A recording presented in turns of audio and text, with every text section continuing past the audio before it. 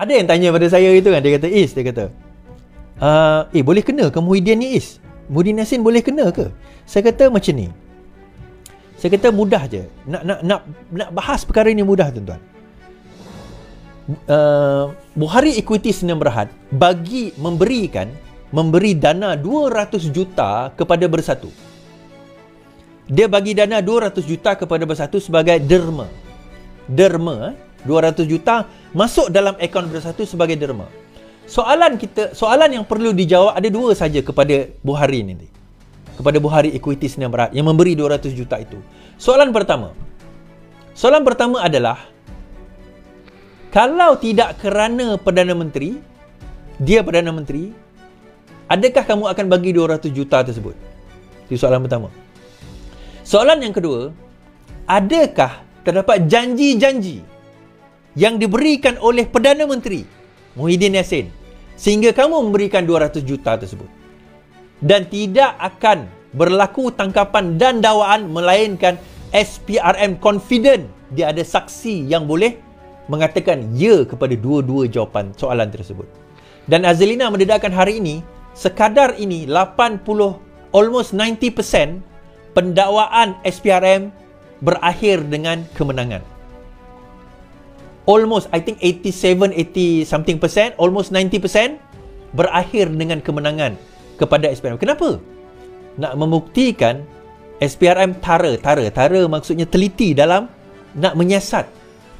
Sebab itu ada seorang lagi sentral, satu watak yang sangat sentral belum didakwa, dan orang itu bukan Mahathir, berkaitan dengan Parti Bersatu, belum lagi didakwa. Dia dalam proses didakwa tuan-tuan, dalam proses pendakwaan. Dan orang ini berkaitan dengan Muhyiddin Yassin sendiri dalam proses didakwa. Dan dia akan jadi sentral kepada semua kes-kes yang bukan setakat ini sedang didakwa, tetapi yang bakal didakwa juga. Sebab once dia jatuh, yang lain semua dia macam house of cards lah. Dia macam kita susun daun kad tu kan. Kita susun buat rumah, tarik kat bawah, the rest akan collapse. The rest akan collapse. Dia akan follow through.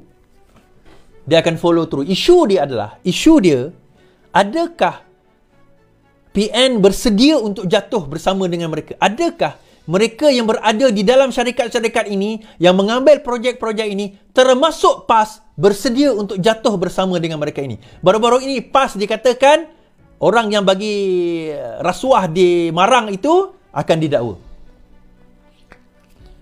Akan didakwa. Dan juga membawa, saya kata tadi, dalam kes Muhyiddin Yassin ini, membawa kepada kes saman Lim Guan Eng kepada Muhyiddin Yassin. Ada yang tak faham tadi tu kan. Itu kita bercerita tentang sah bukan Guan Eng batal pengecualian cukai Yayasan Al-Buhari. Okey, apa yang berlaku? Sebelum saya baca tentang apa yang berlaku tu, saya nak baca tentang kenyataan Anwar Ibrahim. Alright, Datuk Seri Anwar Ibrahim ditanya, adakah benar Lim Guan Eng yang membatalkan pengecualian cukai Yayasan Al-Buhari? Okey, saya cerita dahulu. Yayasan Al-Buhari ada menerima pengecualian cukai. Tax exemption dipanggil, pengecualian cukai. Dia exemption daripada tax. Ada beberapa perkara memang boleh dikecualikan daripada cukai. Muhyiddin Yassin kata bahawa sebenarnya yang membatalkan pengecualian cukai itu adalah Lim Guan Eng. Kami yang mengangkat pengecualian cukai itu dan bagi pengecualian cukai itu kepada yayasan. Maksudnya lepas ni boleh tolak lagi lah cukai itu. Lim Guan Eng kata, saya tidak pernah membatalkan pengecualian cukai Yayasan Al-Buhari. So bila perkara ini ditanya, dia kata, kalau kamu, Lim Guan Eng kata, saya tak pernah. Kalau kamu tak tarik balik kenyataan itu, kata dia kepada Muhyiddin Yassin, saya akan saman dalam tempoh 7 hari. So soalan ini ditanya di dalam parlimen oleh ahli parlimen. Saya tak ingat siapalah. Dia kata, benarkah Menteri Keuangan sebelum ini, Lim Guan Eng, yang telah membatalkan pengecualian cukai Yayasan Al-Buhari? So, Perdana Menteri jawab, sah bukan Guan Eng batal pengecualian cukai Yayasan Al-Buhari. Perdana Menteri Anwar Ibrahim mengesahkan Lim Guan Eng tidak membatalkan sebarang pengecualian cukai yang diberikan kepada Yayasan Al-Buhari sewaktu ahli parlimen bahagian itu menjadi Menteri Keuangan. Menjelaskan hal itu semasa sesi soal jawab, kepada Perdana Menteri. Anwar juga memberi Menteri Keuangan berkata, mengikut subsection 44 6 Akta Cukai Pendapatan, kuasa pengecualian cukai berada di bawah hak mutlak Ketua Pengarah Lembaga LHDN dan bukannya Menteri atau Perdana Menteri. Yayasan Buhari telah diberikan kelulusan di bawah subsection 44 6 Akta Cukai Pendapatan dikecualikan daripada cukai pendapatan. Kerajaan mengesahkan daripada rekod Kementerian Keuangan bahawa YB Bagan, Lim Guan Eng semasa menjawat jawatan Menteri Keuangan tidak pernah buat sebarang pembatalan kepada kelulusan pencukaian sebelum seperti yang didakwa diberikan kepada Yayasan Al-Buhari. Maka dakwaan yang dibuat bahawa beliau batal pengecualian adalah tidak benar kerana hakikatnya kelulusan hanya dibuat pada 25 hari bulan Februari 2021. Siapa Menteri Keuangan 25 Februari 2021 tuan-tuan? Tengku Zafrul. Pada kerajaan mana? Kerajaan Muhyiddin Yassin, Kerajaan Perikatan Nasional, Kerajaan Ismail Sabri. Iaitu kelulusan pengecualian cukai yang di luar kebiasaannya. Melibatkan Yayasan Al-Buhari dan Kumpulan Al-Buhari, katanya di Dewan Rakyat pada hari ini. Pada 10 Mac, Lim membuat penafian terhadap dakwaan Pegas Perdana Menteri yang Muhyiddin Yassin yang menuduhnya membatalkan pengecualian cukai yang diberikan kepada Al-Buhari. Kenyataan dibuat setelah Muhyiddin dipanggil untuk merekodkan kenyataannya. Antara isu dibagikan ialah agensi anti rasuah itu ialah rayuan terhadap pembatalan pengecualian cukai yang diberikan kepada Yayasan Al-Buhari. Sementara itu dalam sidang media, Lim memberi tempoh sehingga Muhyiddin untuk menarik seminggu untuk menarik dakwaan tersebut. Okey, dia macam mana cerita ni? Tak faham lah Is. Ni apa ni? Tarik ini. Okey, dia macam nilah. Pada 25 hari bulan Februari 2021, sewaktu Tengku Zafrul jadi Menteri Keuangan, dan pada waktu itu kalau tak silap saya, Muhyiddin Yassin jadi Perdana Menteri atau mungkin Ismail Sabri, kita tukar lagi. Tak kisahlah siapa-siapa Perdana Menteri. Pengecualian cukai telah diberikan oleh pengarah LHDN pada waktu itu. Of course atas arahan lah. Pengarah LHDN telah bukan memberikan, membatalkan pengecualian cukai. So Yayasan Al-Buhari ni telah enjoy tax exemption for a very long time. Tax exemption ni maksudnya dia tidak dikenakan cukai. Yayasan Al-Buhari tidak dikenakan cukai. So pada 25 Februari 2021, pengecualian cukai itu ditarik balik, dibatalkan. So maksudnya dia lepas ni kena cukai lah. Jadi dia pun merayu.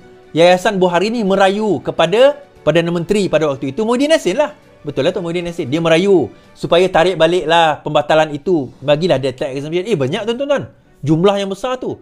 Yayasan Buhari, dia I think kalau tak bilion pun mungkin ratus juta, puluh juta boleh kena juga kan.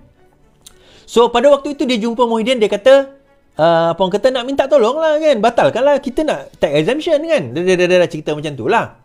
Now bila disoal siasat, sebab apa? Kenapa? Sebab tiba-tiba Yayasan Al-Buhari, bukan yayasan, Buhari Equities Sdn Bhd yang dimiliki oleh saya Mohtar lah, memberi dana 200 juta kepada akaun bersatu. So persoalan kepada pembatalan cukai itu, adakah atas janji itu? Iaitu janji kalau aku bagi 200 juta, engkau akan batalkan. Mungkin, itu assumption saya. Aku akan batalkan pengecualian cukai itu. Jumlah tu banyak tau, more than 200 million lah. Obviously kalau dia bagi 200 juta kan, more than that lah. So kalau kau batalkan itu, adakah ini? Itu perjanjiannya. So kalau ya, maka dia bagi. So dia bagilah. So adakah disebabkan oleh janji itu? Mungkin, saya tak tahu. Kita tengok agak mahkamah nanti. Maka sebab itu dia bagi 200 juta. Kalau ya, maka itu adalah rasuah. Itulah definisi rasuah. Tapi Muhyiddin kata dalam satu ucapan dia, bukan zaman kami yang batalkan. Yang batalkan Lim Guan Eng. So dia nak buang perkaitan itu. Terima kasih. Dia nak buangkan kaitan bahawa yang membatalkan, yang batal dia, yang tarik balik pembatalan itu dia. Faham tak? Yang batal itu Lim Guan Eng. Yang tarik balik pembatalan itu adalah dia. Dia nak tunjuk dia hero lah macam tu. Tapi dia tak berjaya tuan-tuan. Kenapa dia tak berjaya? Terbukti hari ini. Semalam ke ini. Anwar jawab. Rupa-rupanya pembatalan itu dibuat zaman dia. So timbul persoalan, adakah itu cara dia nak pergi pressure Buhari ni, Syed Mohtar ni, Yayasan Buhari itu? Adakah itu cara dia pressure? Dia batalkan pengecualian cukai. Sekarang ni kau kena bayar cukai, tapi kalau kau nak kami tarik balik, something lah. Takkan tak ada apa. Berapa? 20 juta. 20 juta. Aku tahu kau dapat 100 juta lah. 200 juta. Okey. Tapi kadang-kadang tuan, ini lakonan saya saja. Janganlah ambil anggap betul. Bila dah masuk mahkamah nanti baru kita akan tengok betul atau tak betul dakwaan saya. So, bila dah masuk dalam akaun, tapi bukan baik. Bijaknya Syed Mohtar ni, dia pun taklah juga nak bagi cash. So dia kata macam ni lah, mesti ada transaction. So transaction macam mana? Kita masuk, tak boleh masuk dalam akaun personal. So kita masuk dalam akaun parti. Sebab menurut kes mahkamah, sumbangan kepada parti tidak dikira satu kesalahan.